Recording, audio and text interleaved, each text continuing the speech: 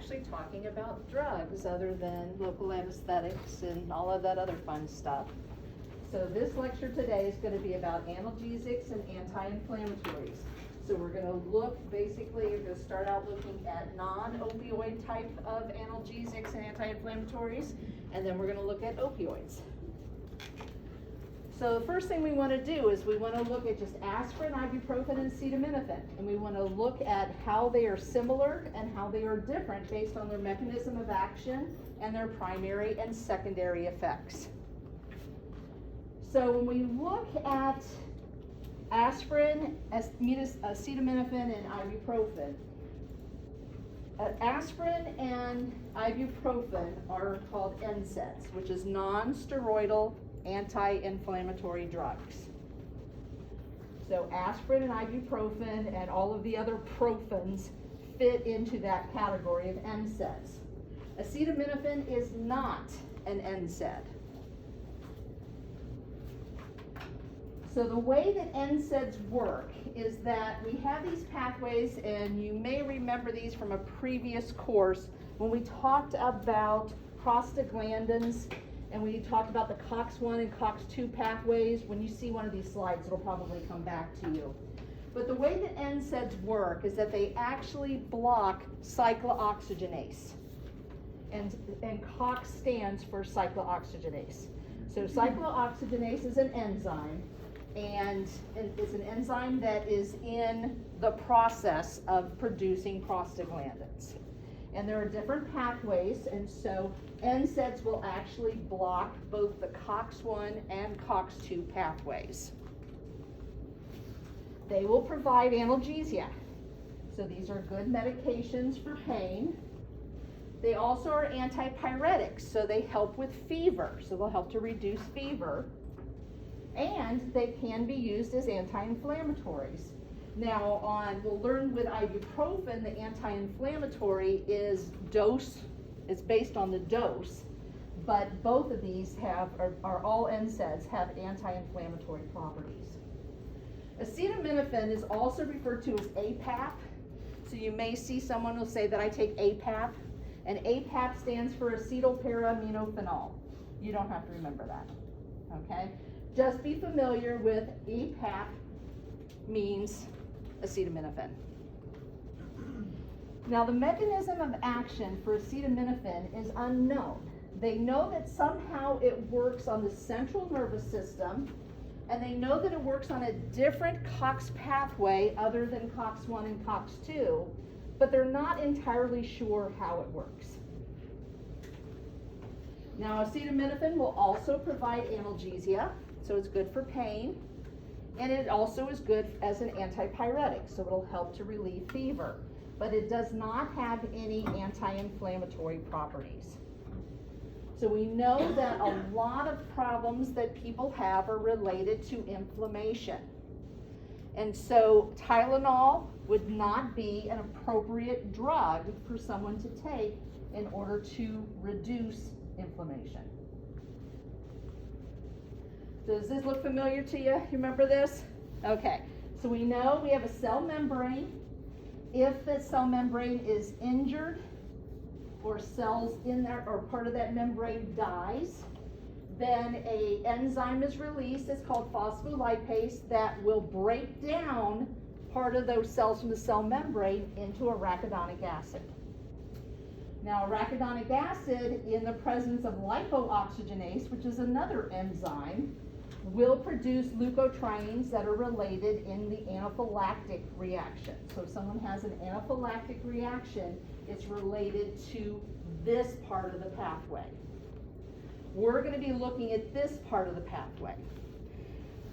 So when we have arachidonic acid, cyclooxygenase will come along. It's an enzyme that will break down the arachidonic acid into prostaglandins and prostacyclin, and prostaglandins and thromboxane A1.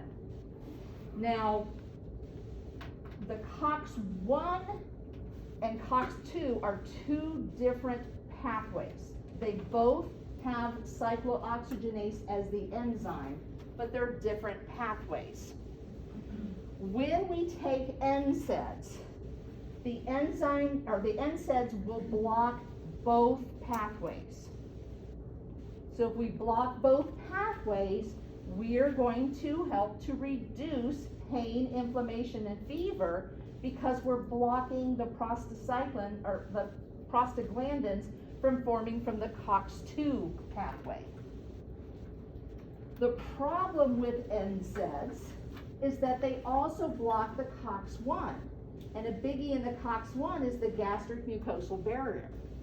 Prostaglandins help to form that coating or barrier that's on the stomach lining.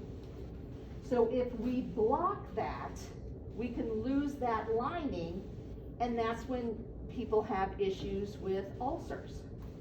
So that's why when you have a patient who has a history of ulcers, they're told to avoid NSAIDs. And that's because they need to protect that mucosal barrier that needs to stay there. Now, did you have a question? Yeah. Yeah. Can I just get a quick refresher on what NSAIDs are? And they're non-steroidal anti-inflammatory drugs. They include aspirin, ibuprofen, and all the other profens that are like ibuprofen. Okay. So they're it's non-steroidal, so they're not a steroid. Okay. And they're used as anti-inflammatory drugs, but they also have analgesia and antipyretic properties. Okay. Okay? Okay. Thank you. All right, so some other things that will occur with the COX-1 and the COX-2 pathways is, first of all, we get renal function. Renal function includes increased perfusion to the kidneys. When we increase perfusion to the kidneys, we increase the glomerular filtration rate. So if we block this, then patients are going to start to retain water because we're reducing the glomerular filtration rate. Everybody follow me with that? Okay. The other thing that we see is through COX-2 we get platelet inhibition, and through COX-1 we get platelet aggregation. So you'll have a little bit, if you're taking normally the body is kept in check. So the COX-1 and the COX-2 pathways work together. So typically we don't have too much platelet aggregation or we don't have too much platelet inhibition. But if we block this and we take NSAIDs, what'll happen is you do block platelet inhibition, you do block platelet aggregation, but in the end, you get more of the blocking or the platelet inhibition that occurs. So that's why people take a baby aspirin as a blood thinner. The baby aspirin, and aspirin is an NSAID. And so even though you get with both the COX pathways, you'll get inhibition and aggregation at the same time, you're typically kept in a normal level. But if for some reason you have too much platelet aggregation, if you take an NSAID, the end result, since it blocks both, the end result is you get more platelet inhibition. And that's why it increases the bleeding time on those individuals and thins the blood. Everybody follow me with that? Okay. The other thing that you get is with the COX-1 and COX-2 pathways, you get vasodilation through the COX-2 pathway and you get vasoconstriction through the COX-1. Again, normally that's kept in check. So you have vasodilation and you have vasoconstriction occurring at the same time, so what happens? Nothing. Okay? But if you block one of these, and we're going to see how that can happen here in a couple future slides, you can cause an issue with vasoconstriction. So we'll see that here in just a little bit. All right, so side effects, let me go back to this. So we mentioned NSAIDs will block the formation of the gastric mucosal barrier. It will block the perfusion or lessen the perfusion to the kidneys. And it can cause issues with platelet aggregation, platelet inhibition. And so let's look at the side effects. So side effects can be gastric, they can be renal, there can be issues with clotting, and there can be intolerance. The gastric would be related to the blocking of the mucosal barrier. The renal side effects would be the blocking or the lessening of the perfusion to the kidneys. The clotting is blocking the ability for the body to clot well. So it's not that it causes clotting, it prevents clotting. And then intolerance, some people, their just bodies are not tolerant to certain medications. And so that can be a side effect to NSAIDs as well. So if we look at some of these side effects, and we're going to specifically look at gastric, renal, and the antiplatelet activity of these drugs, we can see with aspirin, aspirin has a high incidence of blocking that gastric mucosal barrier. So if someone who does have a history of ulcers absolutely has to avoid taking any kind of aspirin. It also has a high ability to prevent or inhibit the platelets from aggregating. And so that's why people take baby aspirins as a blood thinner every day. And then it also has a higher incidence of diminishing perfusion to the kidneys.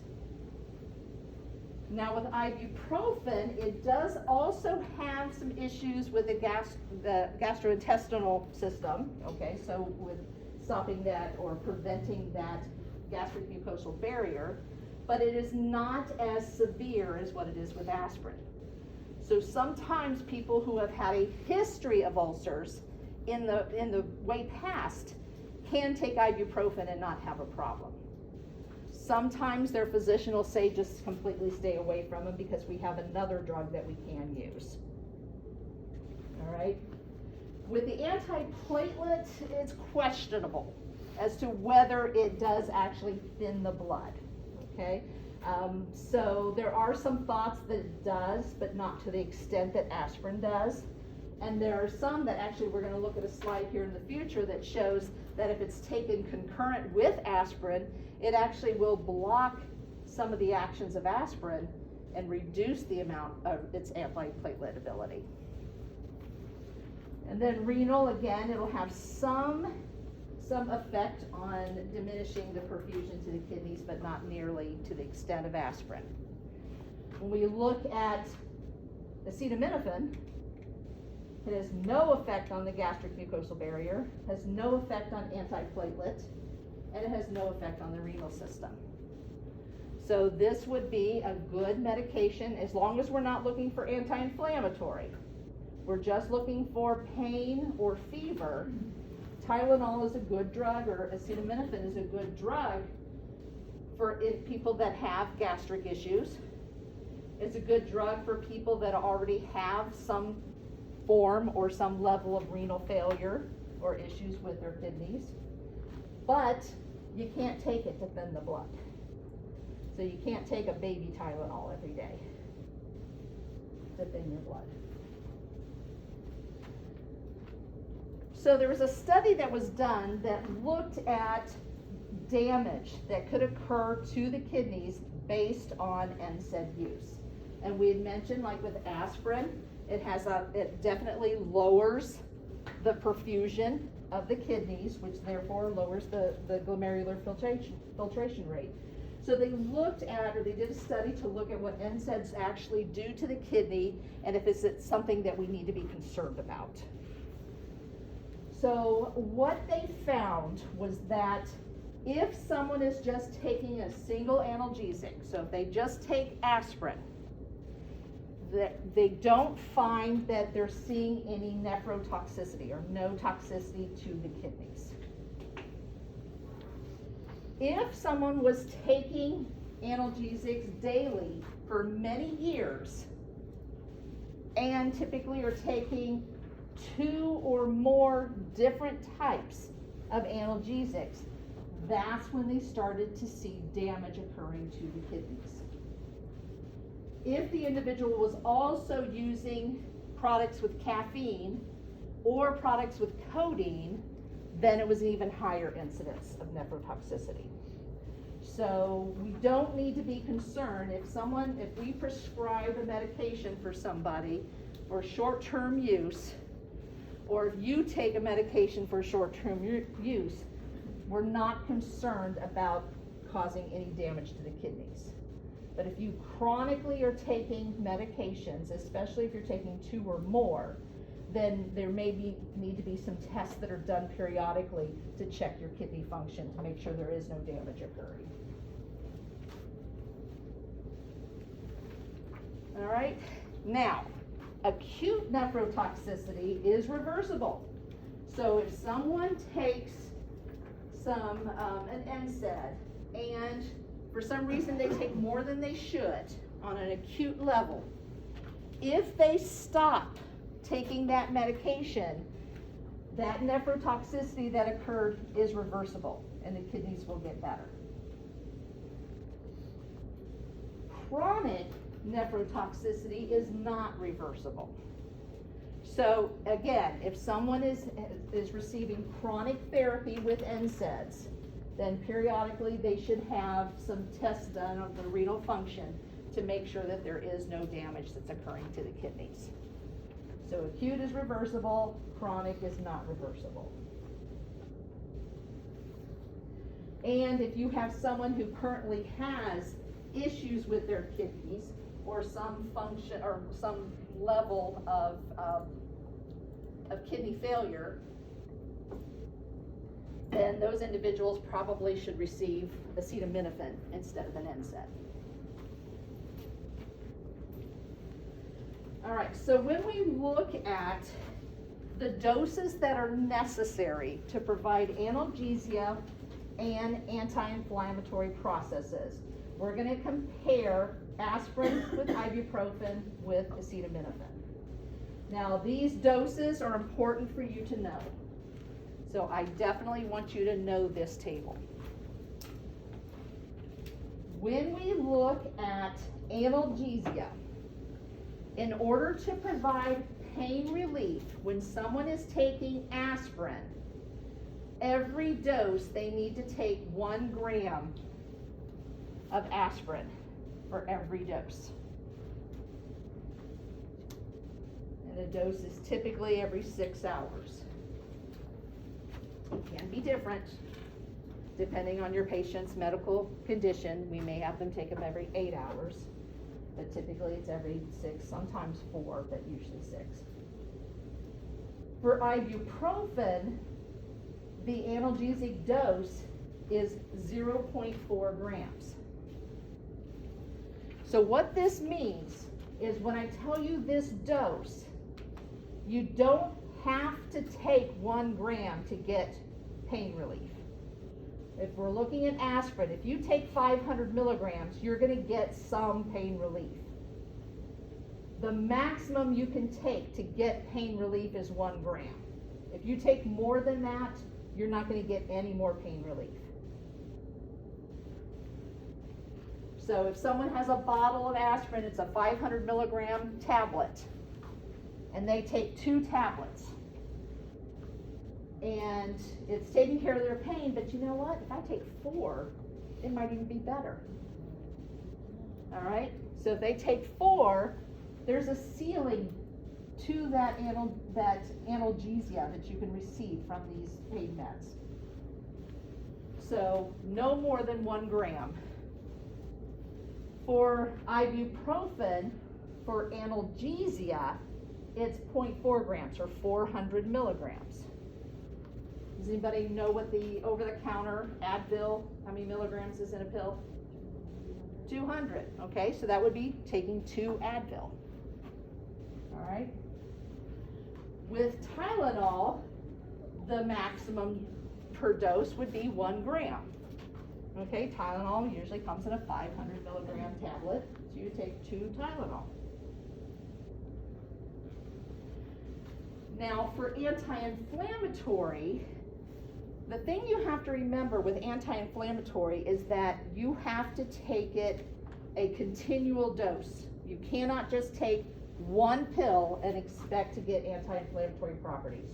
You have to keep a therapeutic level in your bloodstream in order to stop the inflammation from occurring. Okay? So when we look at these dosages, for analgesia, we're talking per dose. For anti-inflammatory, we're talking per day. So, and these are going to be on regular scheduled doses during the day. So in order to have anti-inflammatory properties with aspirin, you have to take 4 to 6 grams per day. So if you're taking 1 gram per dose, you're going to have to take 4 doses throughout the day, either 4 to 6 doses throughout the day in order to maintain that anti-inflammatory property. With ibuprofen, the anti-inflammatory per day is 1.6 to 3.2 grams, or 1,600 to 3,200 milligrams. So if you take 400 milligrams, 400 milligrams is not a high enough dose in order to get anti-inflammatory properties. So remember earlier I said with the ibuprofen, it's dose dependent. So up to 400 milligrams, you're going to get analgesia. But if you want anti-inflammatory as well, then you have to take 400 to 800 every 6 hours throughout the day. Is everybody following me with that? Okay, now we had said that acetaminophen has no anti-inflammatory properties. So there's no dosage that you can take that's going to create anti-inflammatory. Okay? And then we look at, this is just a reminder about the GI side effects of the antiplatelet. With aspirin, GI side effects are significant, that gastric mucosal barrier, and the antiplatelet is significant. Ibuprofen is mild, and acetaminophen, there's none. So again, know this table. So, we have a lot of patients that take a low dose aspirin. When you take a low dose aspirin, you're taking 81 milligrams. 81 milligrams is good for antiplatelet activity, but it's not a high enough dose for analgesia or an antipyretic. Okay? All right, so there are some interactions. When you're looking at, this breaks down aspirin and NSAIDs. Aspirin is an NSAID, but this means aspirin and ibuprofen and all the ibuprofen products. There are some drug interactions. So if your patient is taking antihypertensives, especially ACE inhibitors, beta blockers, and diuretics, if they take aspirin or ibuprofen on top of that, it's going to reduce the effect of the antihypertensive. So you have patients taking beta blockers and taking aspirin at the same time. The aspirin is going to reduce the effect of that beta blocker. With lithium, it's going to increase the effect of lithium. When we learn about lithium, we're going to learn that it has a very thin or very small therapeutic index. And so if they take NSAIDs on top of lithium, it's going to increase the effect of lithium, and they could actually have toxic levels of lithium in their body. With hypoglycemics, can increase the effect of a hypoglycemic. So if someone is taking something to lower their blood sugar, and then they take an NSAID on top of that, it's going to lower the blood sugar even more. Methotrexate is a medication that is given for, typically for arthritis or some sort of arthritic condition, and it can increase the effect of that as well to a toxic level. Warfarin is also Coumadin, which is a blood thinner. So if you take an NSAID with warfarin, it's going to increase the effect of warfarin, and they're going to bleed even more. And then, interestingly enough, if someone is taking aspirin for the antiplatelet activity, ibuprofen will actually decrease that. So if they're taking a baby aspirin, and then we have them take a Motrin, which is 600 or 800 milligram tablet of ibuprofen, we're actually reducing that antiplatelet activity of the baby aspirin. All right, so we're going to look at this slide here again. There are some medications that are called COX-2 inhibitors. COX-2 inhibitors are, we could say, a selective COX inhibitor because they are only designed to block the COX-2 pathway. So if we block the COX-2 pathway, we're not going to have pain, inflammation, or fever. The problem with these meds, there's a couple of problems. The biggie was some of the medications, because they were blocking the COX-2, everything went to COX-1. When everything went to COX-1, we're blocking platelet inhibition, we're blocking vasodilation. So these patients were getting platelet aggregation and vasoconstriction.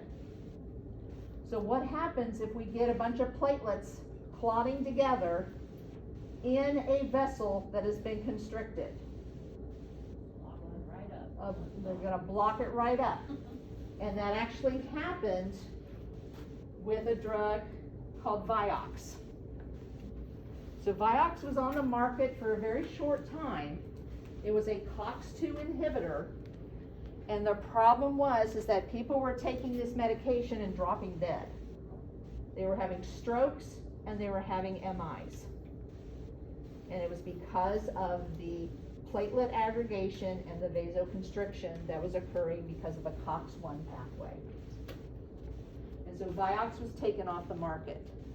Now there still are some COX-2 inhibitors on the market that have been found to not cause such platelet aggregation or vasoconstriction.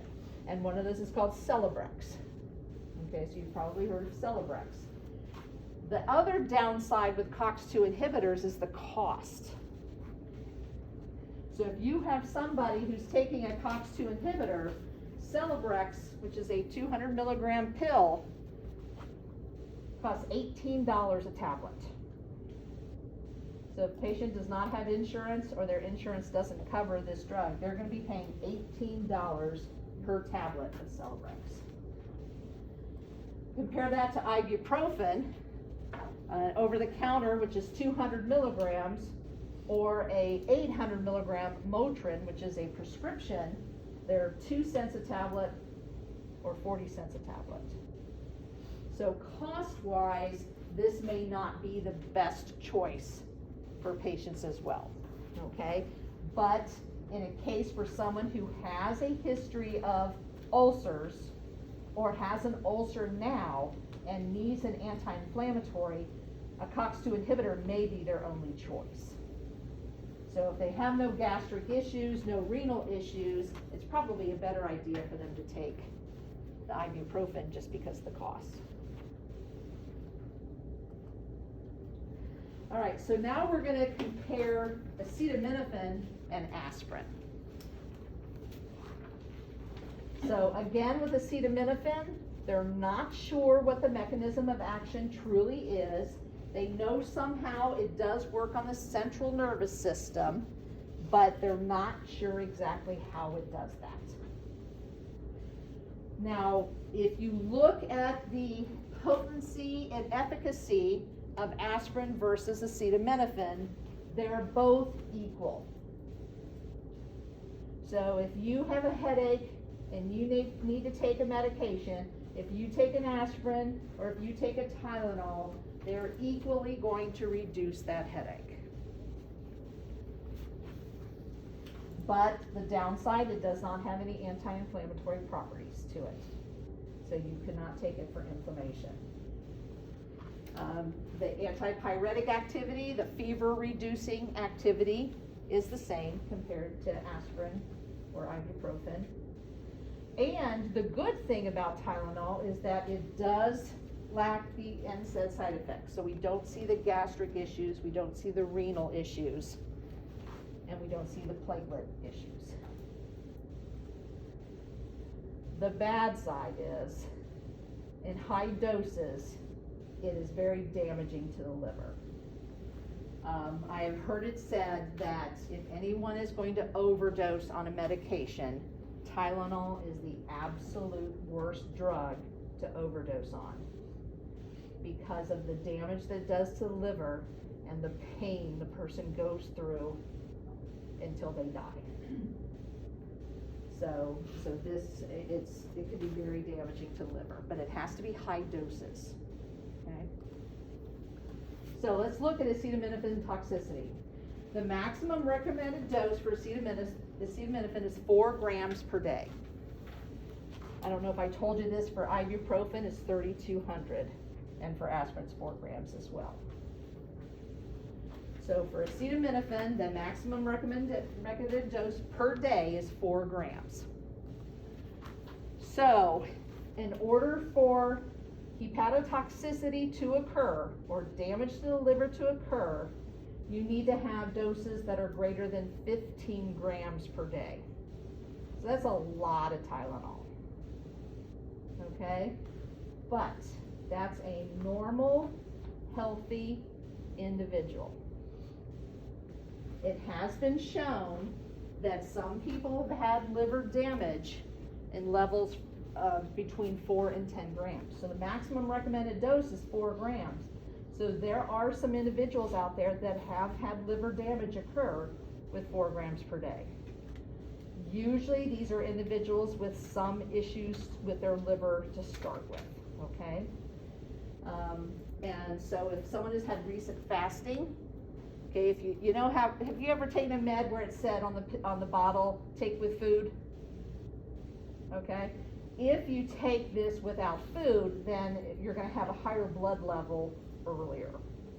And so the thought is that with any of these analgesics, it's important to have it with food in your stomach. If someone is abusing alcohol, someone has liver disease, they have cirrhosis of the liver, they have hepatitis C, they're elderly, any of those things where they have a lowered ability of the liver to handle these medications, they can end up with hepatotoxicity at lower levels than this 15 grams per day. All right, so there are many different types of NSAIDs. So, you know, the two biggies are aspirin and ibuprofen, but there are several other ibuprofen-like medications. And so when we look at all of these NSAIDs, they're all set up, or they're all designed to be equipotent doses.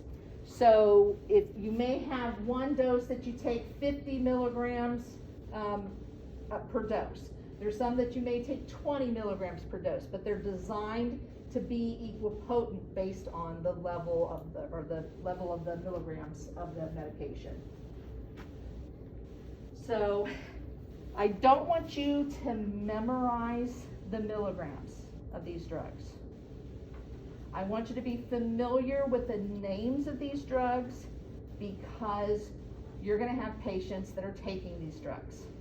And so if you're familiar with it, if you see, oh, someone's taking ketoprofen, okay, I know that's one of those ibuprofen type medications, and you'll know what it's used for. But I don't want you to memorize the milligrams, because you'll get them all confused. I couldn't even tell you what all the milligrams are. All right, so another one is naproxen sodium. Naproxen sodium is now over the counter. You get it prescription strength, or you can get it over the counter. Ibuprofen, 400 milligrams. And then acetaminophen is not an NSAID, But I just put this on here so you can see that 1,000 milligrams or 1 gram of Tylenol is equal potent to 400 milligrams of ibuprofen. Okay, so again, this is not an NSAID.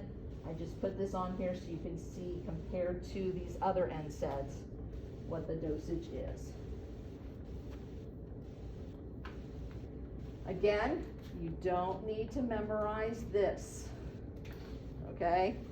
I don't want you to be able to prescribe these medications to your patients, okay? You're welcome to memorize them if you feel the need, but you don't have to. But this is just comparing, again, multiple different types of NSAIDs. Again, acetaminophen is not an NSAID, but you can see you may have patients that are taking one of these medications, and so you'll recognize it when you see it, that that's what it is, okay? All right, so there was another drug, and it's still around. There's another drug on the market that's either an injectable medication or you can take it, PO, which is by mouth, and it's called Toradol. And Toradol is a very nice medication, okay? It's very good for pain relief. And it got really big for a while. People were really prescribing Toradol a lot. So a comparison was done to look at the analgesic effects of Toradol versus ibuprofen, an 800 milligram ibuprofen. And what they found was, yes, Toradol is a little bit better. It does help a little bit, but the cost is horrendous. So this was back in 97. We looked at the drugs that the Valley's not as good at giving us this information now as they were back in 97, so I can't get this information now. But they gave us a list of the different NSAIDs that were prescribed to inpatients in the hospital. And the ones that were being prescribed were Motrin, Toradol, Naproxen, Indocin, and Relafin. We're going to look at Motrin versus Toradol. So you can see with Motrin, the total number of Motrin prescriptions that were ordered for patients that were inpatients at the hospital were about almost 53,000 patients. The cost of all of those doses combined was $11,700. Toradol, about 13,500 doses were ordered at a cost of $480,000. So Toradol may help a little bit better than Motrin, but it's cost prohibitive for patients.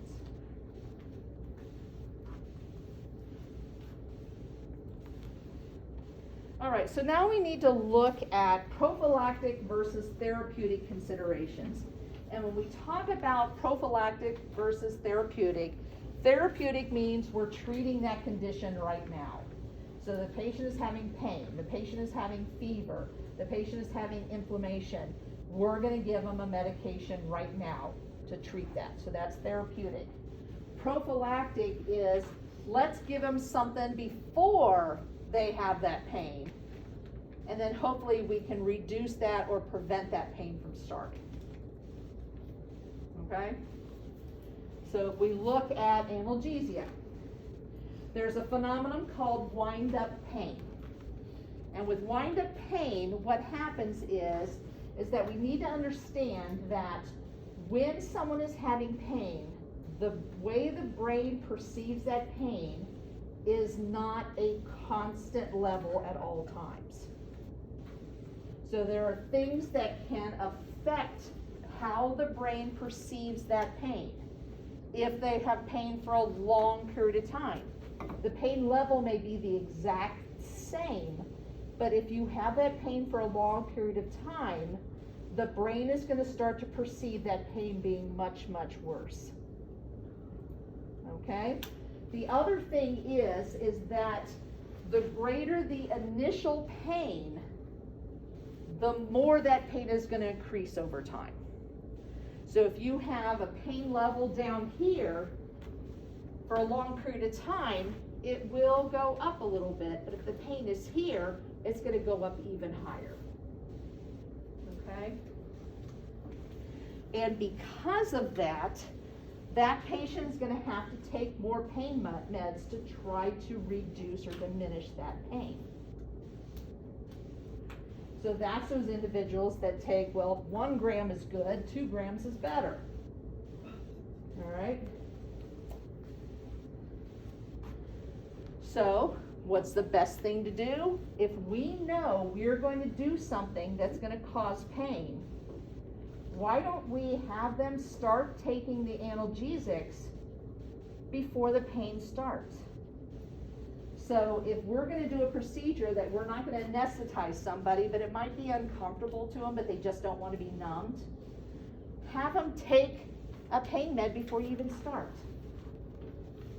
Or if you have anesthetized them, and you know, I'm going to extract a tooth, I anesthetize them, and I know this is going to hurt when the numbness wears off. So I have them start taking the analgesics before the numbness wears off. Because again, if the pain level is lower, it's not going to increase as much as it would if the pain is high.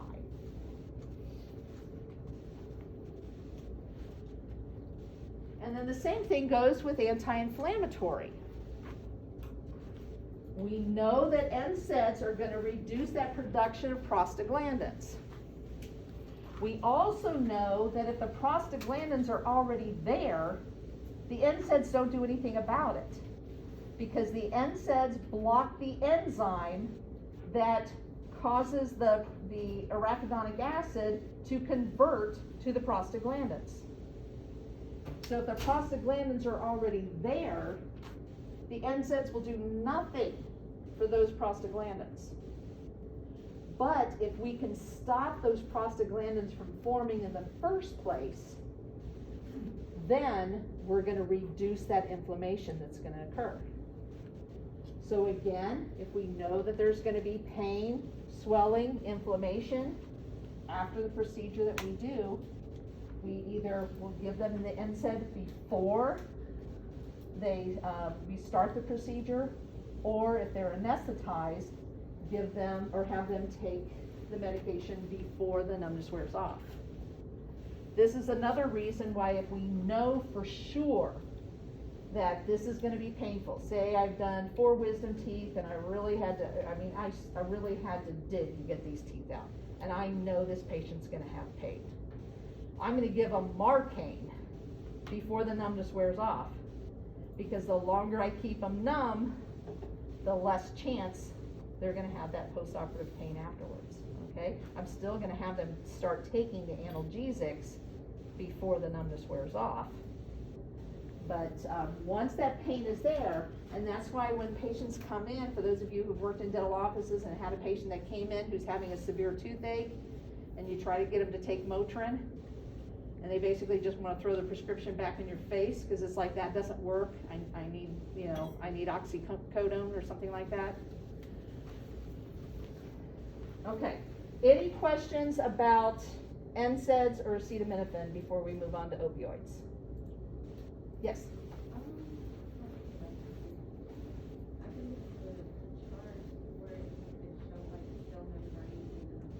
I can't hear you, I'm sorry.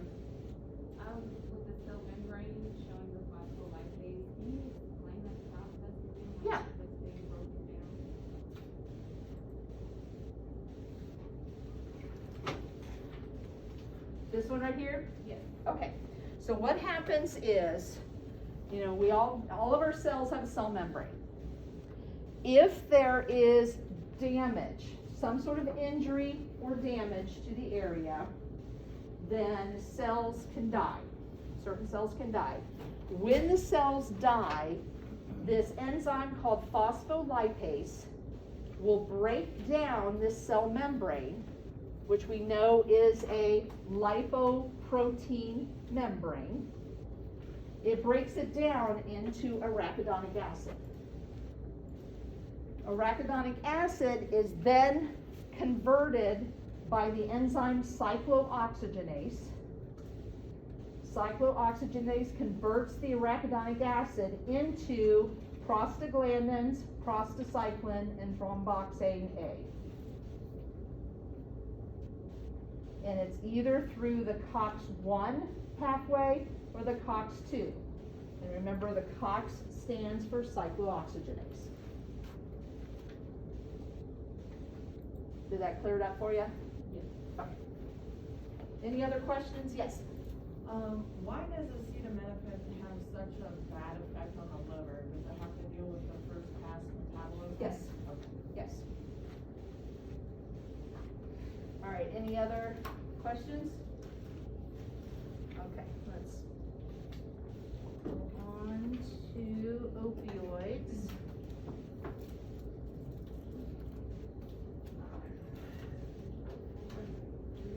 Okay, now opioids, I don't have as many slides because there's not as much information to talk about with opioids, but it seems to be the hardest concept of all this entire lecture, okay? So I'm gonna try to explain it to you. Okay, so first of all, when we look at opioids, what we wanna do is we wanna look at or compare and contrast opioids versus non-opioids. So when I talk about non-opioids, I am lumping all NSAIDs and acetaminophen all into one group. Okay, so it's opioids and anything else that's not an opioid. Okay? So the first important thing to know is that, remember how we had a ceiling effect on analgesia when we talked about NSAIDs and acetaminophen? That if you took up to a certain dose, you're going to get analgesia, but if you go over that dose, you're not going to get any more analgesia. Okay? With opioids, it's the opposite. The higher the dose you take, the more analgesia you're going to get. Okay? But there's a problem with that. Okay? There's a huge problem with that. Okay? So just realize that the dose response for opioids is unlimited. The more you take, the more analgesia you're going to get. Okay? All right. The other thing we need to know is that opioids are ligands. They act as agonists or antagonists. And then there's some that are agonists and antagonists at the same time. Fun. Right? Okay. So, morphine, and I'm sorry this slide is not very clear. Morphine is an opioid. It is an opioid that works as an agonist. So it binds to the opioid receptors. There are two different types of opioid receptors. There's the mu and there's the kappa. So when morphine binds to either of these opioid receptors, it's going to cause an effect. And that effect is going to be analgesia, sedation, which may be good if we're trying to sedate a patient. That's a good thing. If the patient is trying to get rid of pain and then go to work and has to drive on the highway and they're sedated, it's probably not a good thing. Respiratory depression. All right, when people die from opioid overdoses, it's because they stop breathing. They stop breathing, then their heart stops, then they die, or they are dead. Dependence. So when someone is taking an opioid over a long period of time, their body is going to start to become dependent on that medication. If you stop that medication, they're going to go into withdrawal.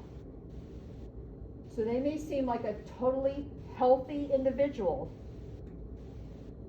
because their body is now acting normal because of the dependence on the opioid, and then you give them an opioid antagonist or you stop the medication, they'll go in withdrawal. And then constipation, which is not so good, and meiosis, what is meiosis? It's a small pupil, yes. It relaxes the pupillary muscle, which causes a small pupil. Okay, so there are opioids that are antagonists. Naloxone or Narcan is an opioid, but it's an antagonist.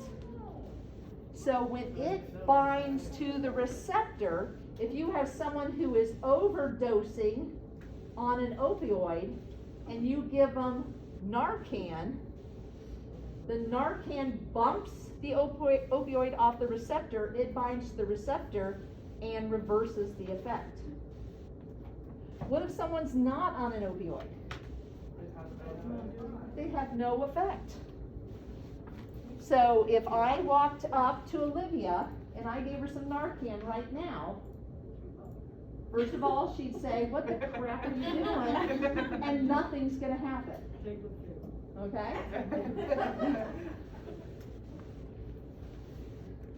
All right, so let's describe what happens when we stimulate the mu receptors and when we stimulate the kappa receptors, because that's going to be important to understand how these medications work. Okay? We're also going to distinguish between an agonist and antagonist. We've already done that, but we'll talk about it a little bit more looking at specific drugs. And then we're also going to talk about a specific agonist-antagonist. There's a few of them, but we're going to talk about one specifically and look at what they do at these receptors, at both the mu and kappa receptors. Okay? All right, so the good news is that whether you stimulate the mu receptor or the kappa receptor, the majority of the results are the same. Okay? If you stimulate either of these receptors, you're going to get analgesia. So we're going to get pain relief. We're also going to get respiratory depression with both of these. That's not a good thing. We're going to get sedation. We're going to get the pinpoint pupil. We're going to get constipation. Now, where we see the difference is with the mu receptor, the patient will experience euphoria. So that's that high that people get when they take opioids. Dysphoria is a feeling of unwell. It's that bad feeling. Nobody wants to take an opioid to get dysphoria. Okay? Mu receptors are the only receptors that will eventually cause dependence on the medication.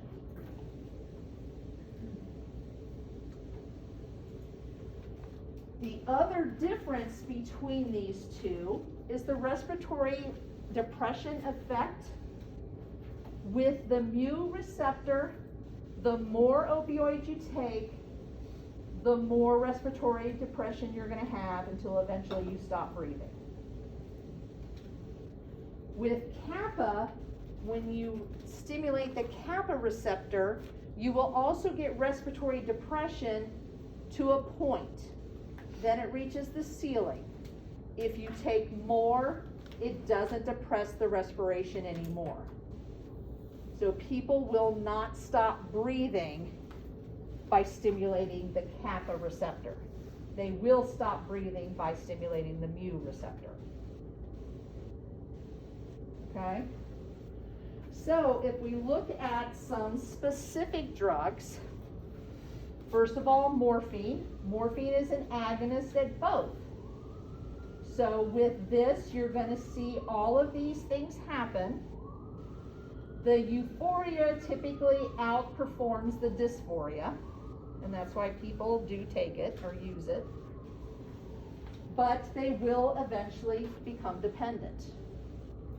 My mom is a perfect example of this. My mom had lymphoma in her spine, had to have surgery, and because of that, she had severe chronic back pain. So she was treated with morphine. And then she had a hip replaced. They put her in a nursing facility for rehab for a month, and the doctor there did not look at her medical history. He assumed that they were giving her the morphine because of her hip replacement and discontinued it. And my mom went into withdrawal. And that's because she was chronically taking it, her body was dependent on it, and then she went through a really severe withdrawal until they were able to, they had to bump her back up and get her started on it again. Did you have a question, Haley? Yeah, is this, so, I know someone who just recently had a surgery as well, and they got put on a Vicodin for pain. What causes them to be, cause they had just taken it, and I was talking to them, and they were like fully out of it, loopy, and like, That's because it's centrally acting. And when it acts on the brain, and that's why they, yeah, people, see butterflies that aren't there. I've heard people that were talking to there was a photograph on the wall, and a person was talking to the photograph because they thought it was talking to them. And it was the medication. that's all just reason up here. What's that? It's just the way the drug affects the brain. Yep. All right, so let's look at naloxone or Narcan. It's an antagonist at both receptors. So again, if any of these conditions are occurring and you give them Narcan, it's going to reverse this. Okay? Sometimes it takes several doses of Narcan to reverse it, but it does reverse it. Okay? Again, if you're not taking any opioids, nothing will happen. Movantik is a specialized opioid because it has no activity at the kappa receptor. It only has activity on certain mu receptors. And one of those are the receptors within the GI tract. So Movantik is an opioid that is given to people who are taking other opioids and are having trouble with constipation. Okay, so it doesn't provide any kind of analgesia or anything like that. This is an antagonist, but it will not inhibit the analgesia that's provided by the opioid that they're taking. So they take this in conjunction with another opioid to prevent that constipation if they're struggling with that. Okay? Nubane. Nubane is an agonist antagonist. And there are a few other ones, but Nubane is the biggie. The thing to remember about agonist antagonists is that they are always an agonist at the kappa receptor. They are always an antagonist at the mu receptor. Okay? The thing about an agonist antagonist is that they are always an agonist at the kappa receptor. They are always an antagonist at the mu receptor. So, if we give someone some Nubane, we're going to see analgesia, we're going to see respiratory depression, but it's going to have a ceiling effect. We'll see sedation, we'll see pinpoint pupils, we could see constipation, maybe some dysphoria, where they're just not feeling the greatest, okay? But we're not going to see where they're going to get dependence on this, and we're not going to see them stop breathing.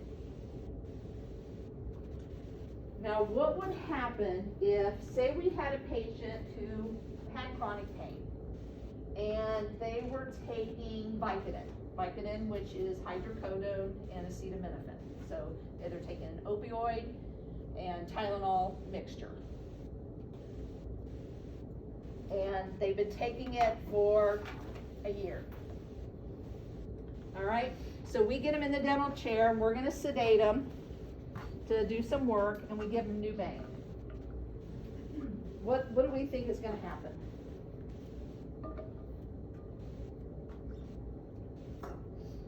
Is that gonna negative? What's that? It's gonna stop the effect of the vitamin. It's gonna stop, where is it an antagonist? Is it, or new? Antagonist. Mu, okay? So we're blocking mu. If they're taking Vicodin, Vicodin has both mu and kappa effects. So if they're taking Vicodin chronically, what do we expect is going on? They probably have some dependence going on now, right? So now we give them Nubane, which is an antagonist at the mu receptor. We're gonna put them into withdrawal. And I saw that happen. We had a patient at the hospital who did not tell us that he was chronically taking Vicodin because he was afraid that we wouldn't treat him. And so he was sedated, they gave him Nubane, he went into withdrawal. And he ended up in the emergency room.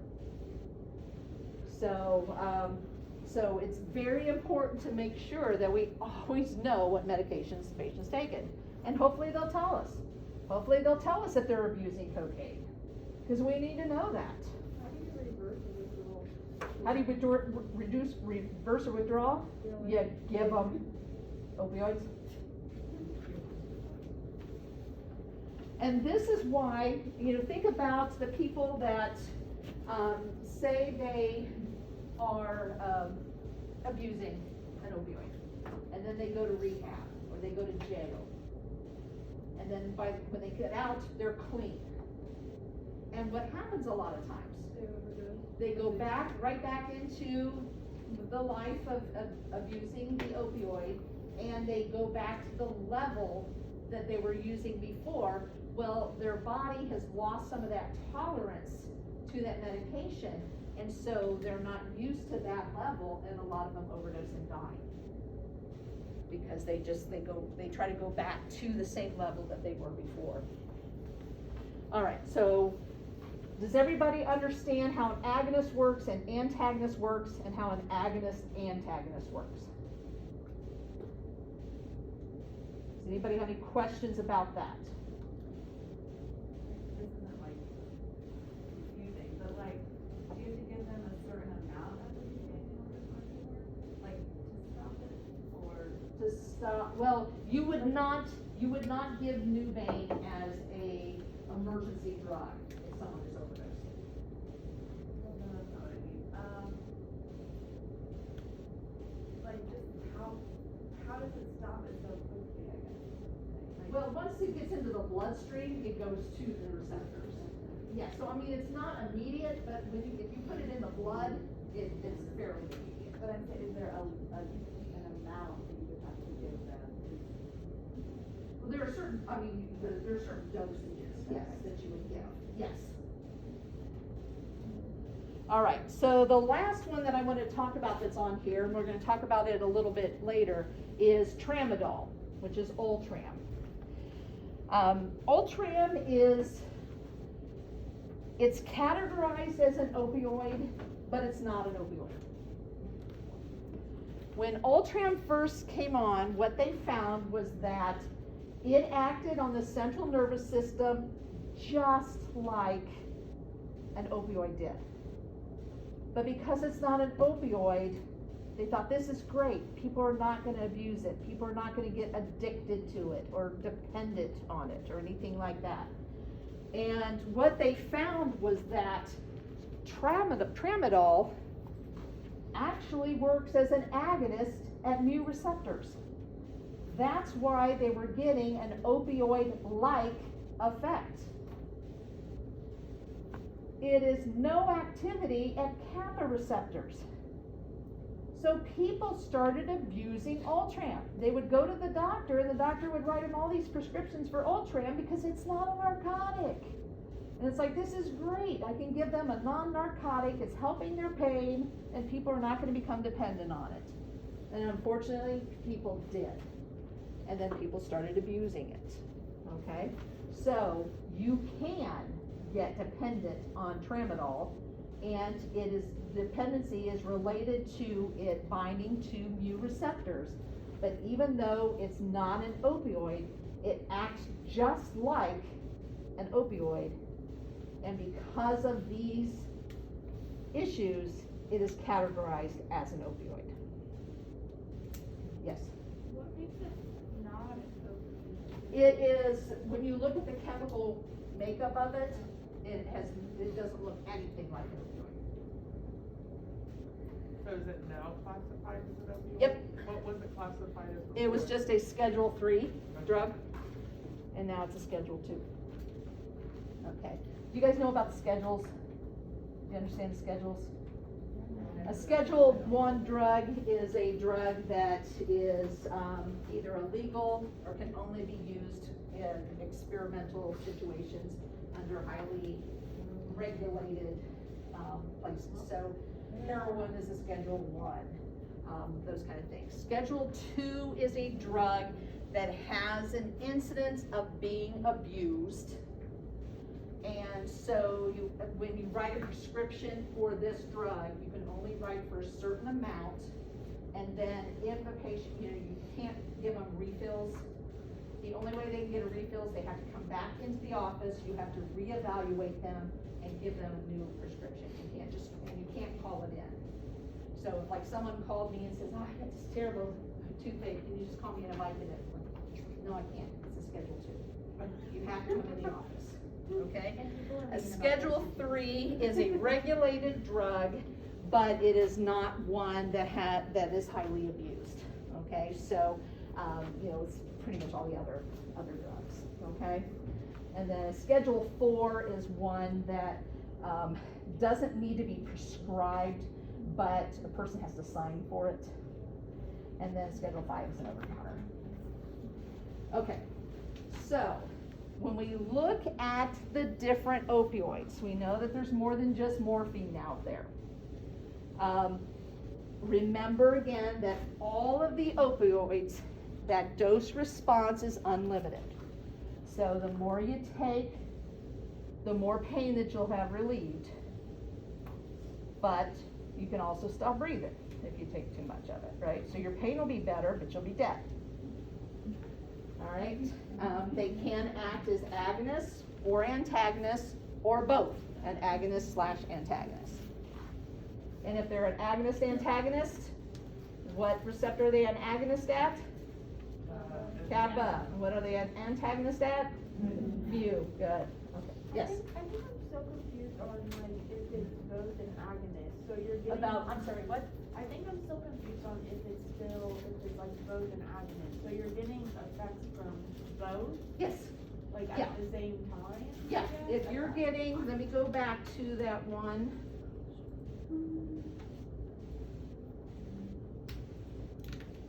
Okay, so when you take a drug that's an agonist at both receptors, it's gonna bind to both receptors.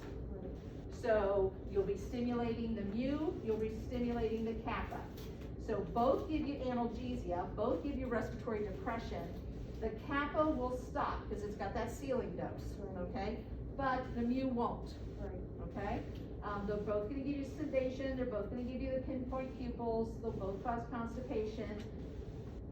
One will cause euphoria, the other will be dysphoria, but usually the euphoria wins out. Okay. And then the mu is the only one that causes dependence. So yes, they're both occurring at the same time.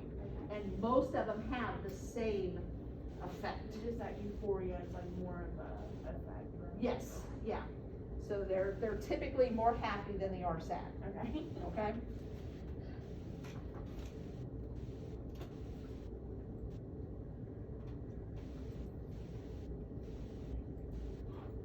Okay, So again, we have that unlimited efficacy. Both can act as agonists or all of them can act as agonists and or antagonists. And then they all will have equivalent efficacy based on the dose that you're taking, and they have equivalent side effects. All right, the differences are, there's a significant difference in the medications when you look at first pass metabolism. So when you take a drug PO, some of them, when they go through first pass metabolism, they are broken down tremendously. Others are not broken down as much. Now, obviously, if you gave it IV, they don't go through first pass metabolism, so you give a lot less of that if you're giving it to them IV. All right, so this is just showing the efficacy and side effects of some opioid type medications. And I don't want you, again, to memorize the half-lives, the durations, about the same with all of them. You also don't need to memorize these doses. What I want you to notice is that when we look at each of these drugs, you can see if it's given IM or if it's given PO, it's significantly more PO.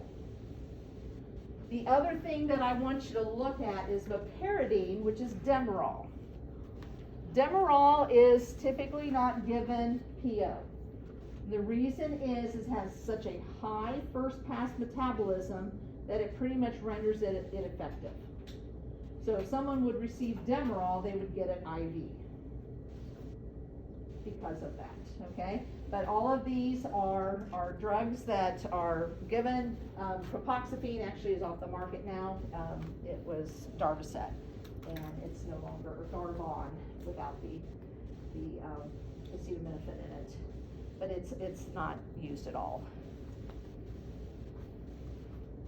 All right. Now, the thing that you need to remember, dependence and tolerance does not mean addiction.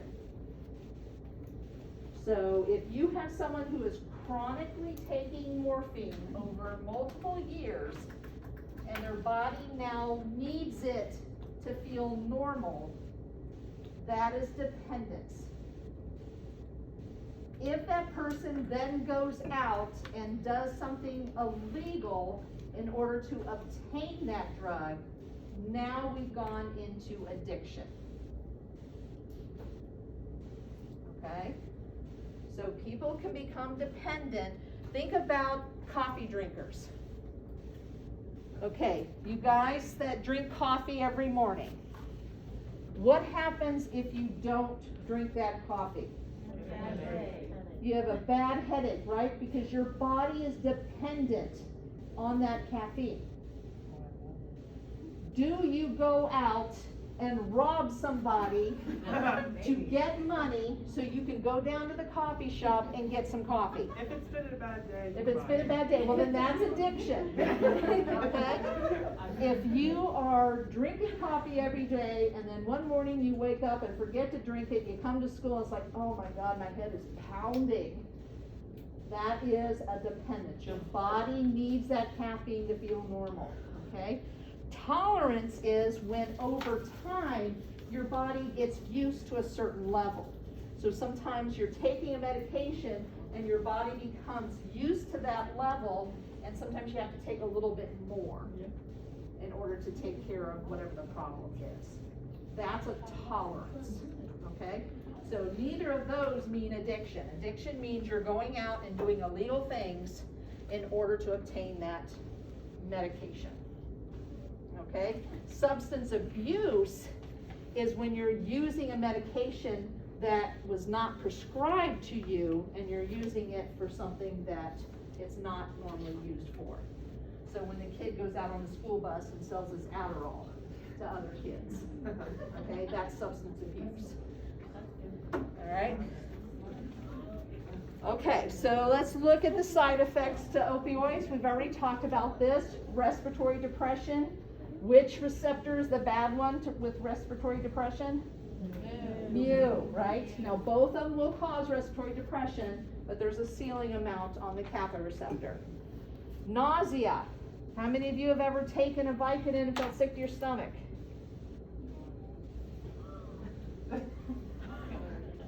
All right, 2 of us. All right, that's dysphoria.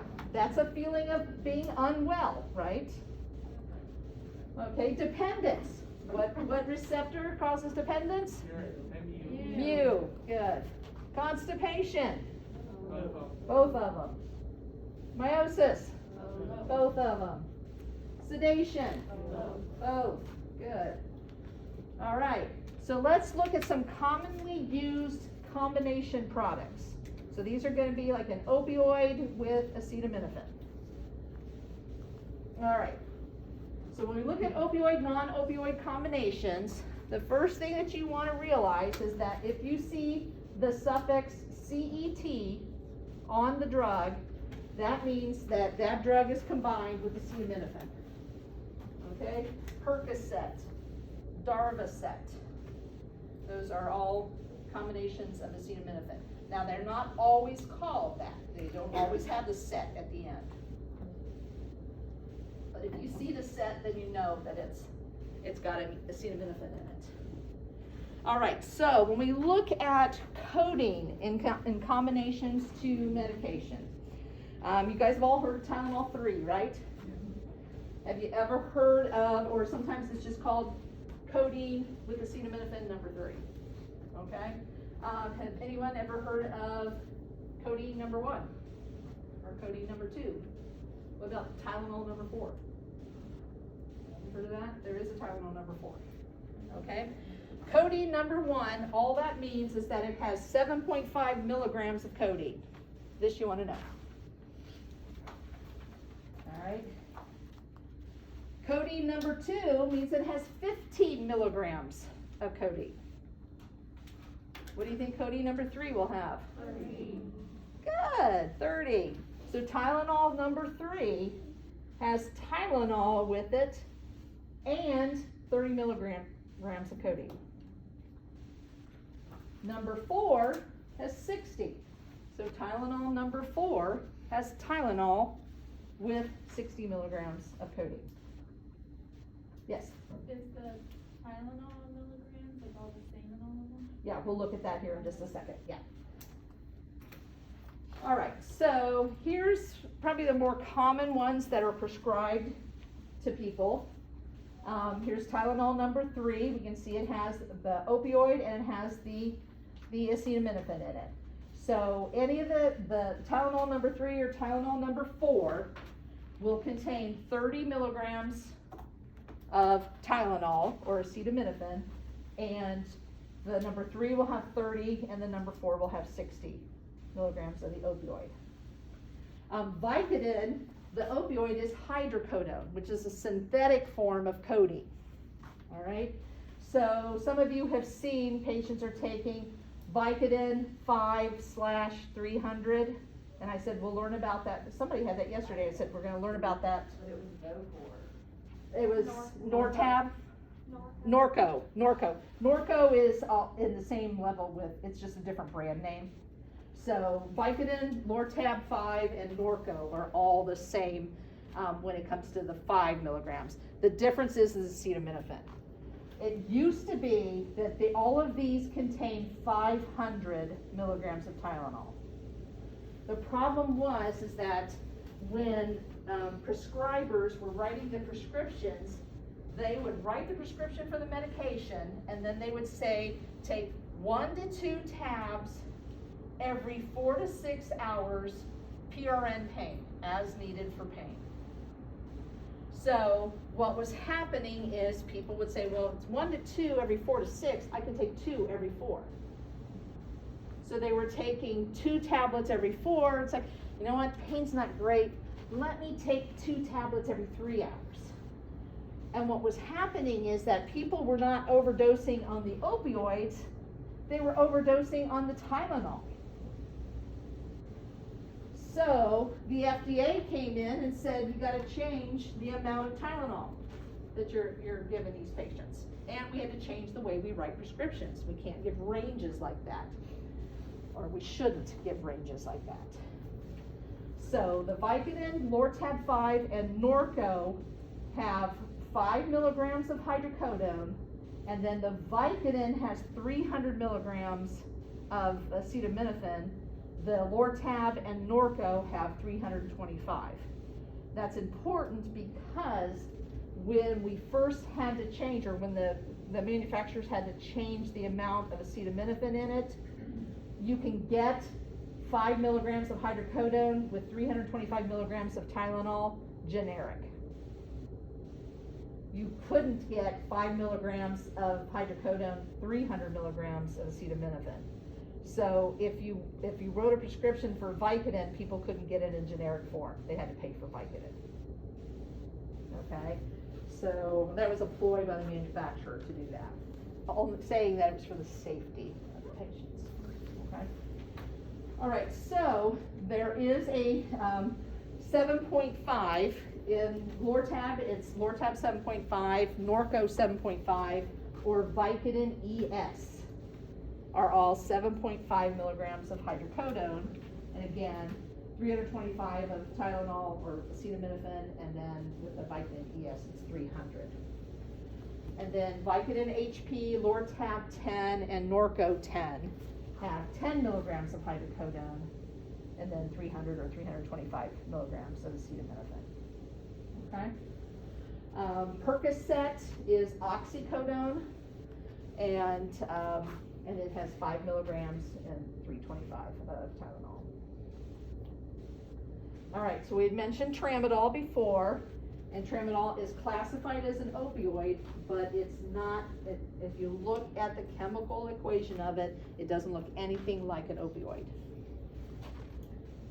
But what tramadol does is it has an affinity to the mu receptors, and it will actually cause the release of norepinephrine and serotonin, and that's what gets that euphoria feeling that the patients would get with tramadol. And again, people started abusing this. All right, so I'm just going to look at some opioid myths. And typically what you'll hear is that patients no longer want Tylenol number 3. Some of them don't even want Vicodin. They want oxycodone. They want Percocet, okay?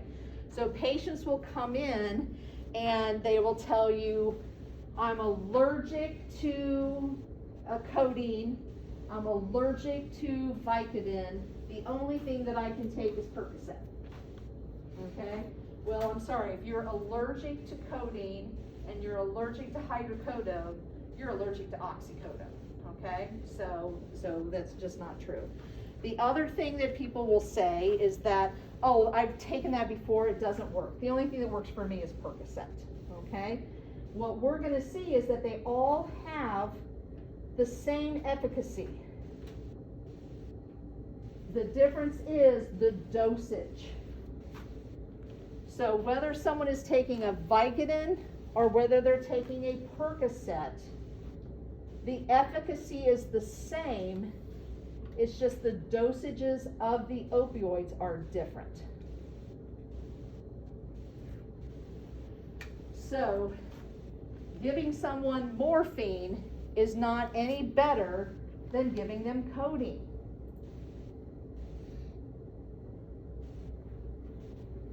So the things that you need to look at is the relative potency of the medication, okay? So we need to look at how much of the medication we're giving them.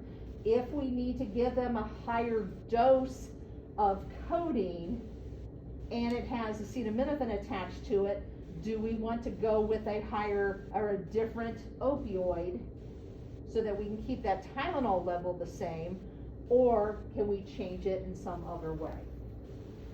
We also want to look at pharmacokinetics. What is pharmacokinetics? What the body does to the drug. So how does the body metabolize this drug? And we also want to look at, again, if it's a fixed combination. Is it a combination of an opioid with acetaminophen, or is it a straight opioid?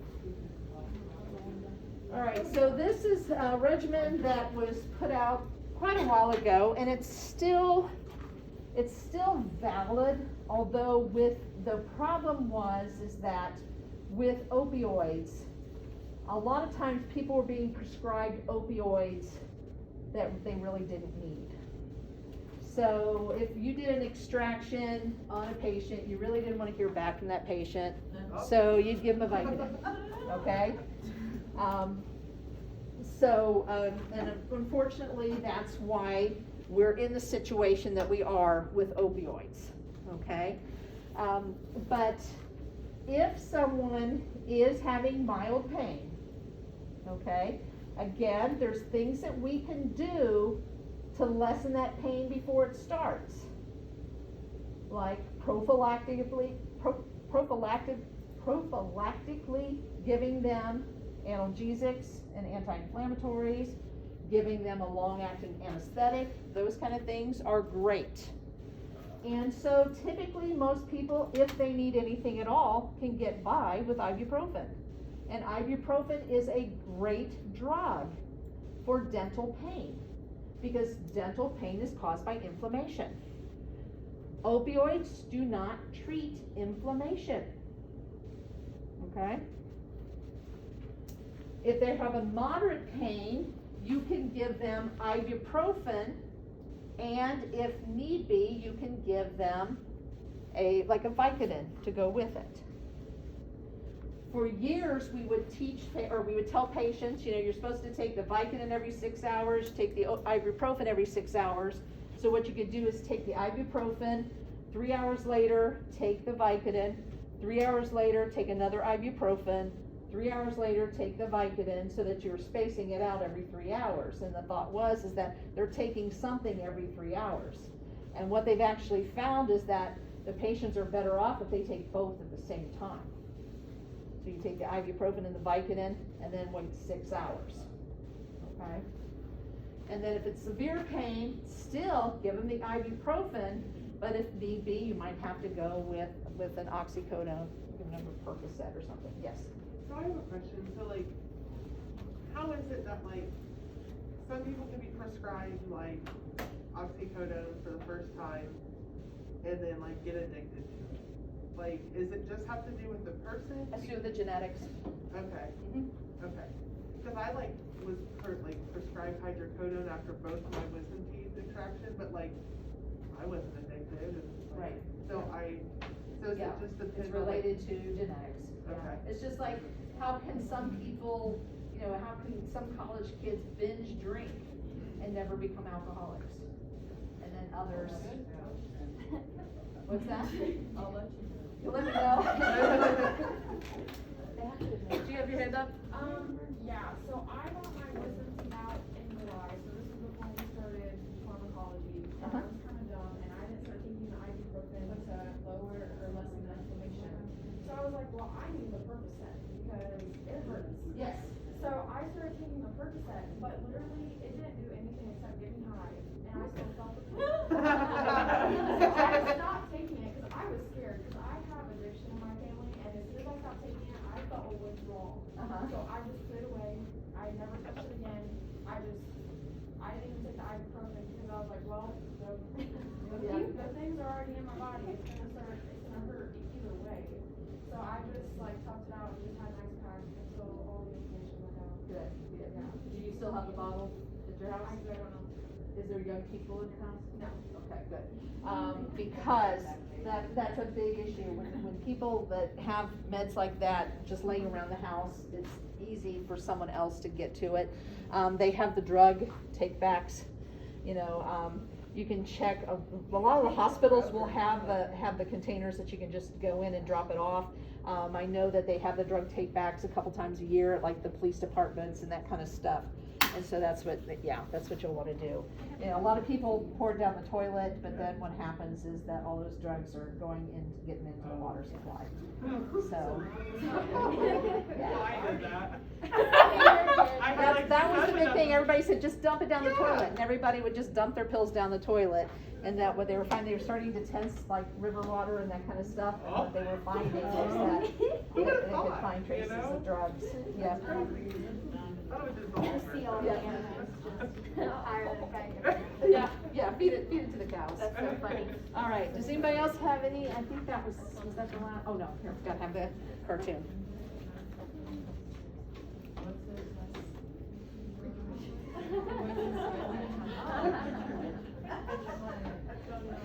All right, does anyone have any questions? I didn't get it at first. I didn't need it.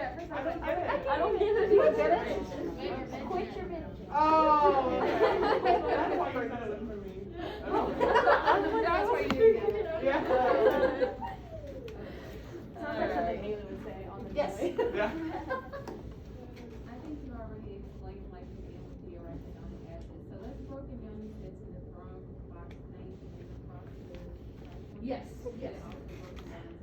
The lipoxygenase is an enzyme that, and this one. That's my dad. Yeah, cyclooxygenase and lipoxygenase are the enzymes found in the body. Yeah. Okay, there are a couple things that I wanted to bring up. If nobody has any other farm questions, everybody cool? I wanted to bring out a couple things since we got done just a little bit early. And you don't have to stay for this, but it's just for this afternoon that I wanted to talk about.